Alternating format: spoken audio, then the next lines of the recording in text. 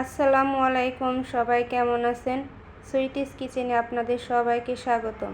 আজকে আপনাদের সঙ্গে শেয়ার করব রেস্টুরেন্ট স্টাইলের মিক্সড ফ্রাইড রাইস।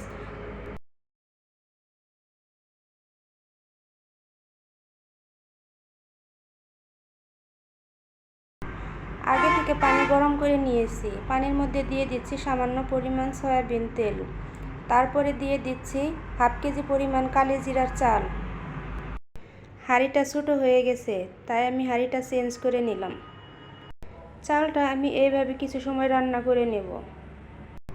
দয়া করে কেউ খারাপ মন্তব্য করবেন না। যদি আমার ভিডিওটা ভালো লেগে থাকে তাহলে অবশ্যই লাইক, কমেন্ট, শেয়ার ও সাবস্ক্রাইব করে দিবেন। চালটা প্রায় সিদ্ধ হয়ে গেছে। চালটা আমি বেশি সিদ্ধ করব না, 80% সিদ্ধ করব। তারপর একটা ছাঁকনির সাহায্যে আমি পানিটা ঝরিয়ে নেব।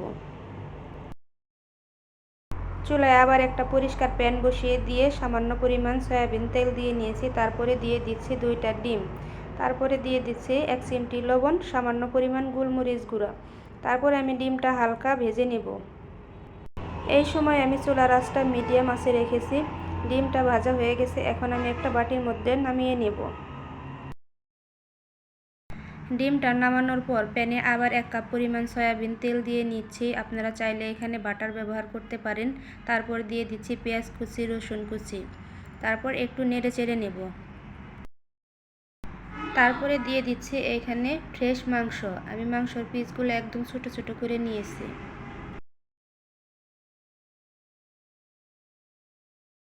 এখন দিয়ে দিচ্ছি সামান্য পরিমাণ গোলমরিচ গুঁড়া, গরম মশলা গুঁড়া আর দিয়ে দিচ্ছি স্বাদ মতো লবণ। তারপরে মাংসটা আবার আমি 2-3 মিনিট ভেজে নেব। মাংসটা ভেজে নেওয়ার পরে এইখানে আমি অ্যাড করে দিব কিউব করে কেটে রাখা গাজর, বটবডি, কাঁচামরিচ আর দিয়ে দিচ্ছি মটরশুঁটি। মটরশুঁটিটা আমি আগে হালকা একটু সিদ্ধ করে নিয়েছি। আপনারা চাইলে আপনাদের পছন্দ মতো সবজি এখানে ব্যবহার করতে পারেন। সবজিটা আমি 2 থেকে 3 মিনিট ভেজে নেব। এই সময় গ্যাসের আঁচ আমি লো করে নিয়েছি। সবজিটা বেশি সিদ্ধ করা যাবে না। আমি সবজিটা 85% সিদ্ধ করে নেব। আবারও বলছি, দয়া করে কেউ খারাপ মন্তব্য করবেন না। আমার ভিডিওটা যদি ভালো লেগে থাকে তাহলে অবশ্যই লাইক, কমেন্ট, শেয়ার ও সাবস্ক্রাইব করে দিবেন। এইখানে আমি অ্যাড করে দিচ্ছি সয়া সস আর দিয়ে দিচ্ছি tomato sauce. Soya sauce, tomato sauce দেওয়ার পরে আবারও সবজিটা আমি 2 মিনিটের মতো ভেজে নেব। সবজিটা ভাজা হয়ে গেছে, এখন আমি এই সবজির মধ্যে অ্যাড করে দিব ঝরিয়ে রাখা রাইস।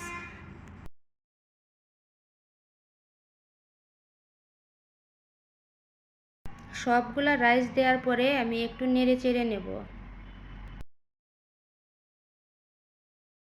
রাইসগুলো আমি আবার 2 থেকে 3 মিনিট ভেজে নেব। ভেজে নেওয়ার পরে এইখানে আমি আগে থেকে ভেজে রাখা ডিমটা দিয়ে দেব।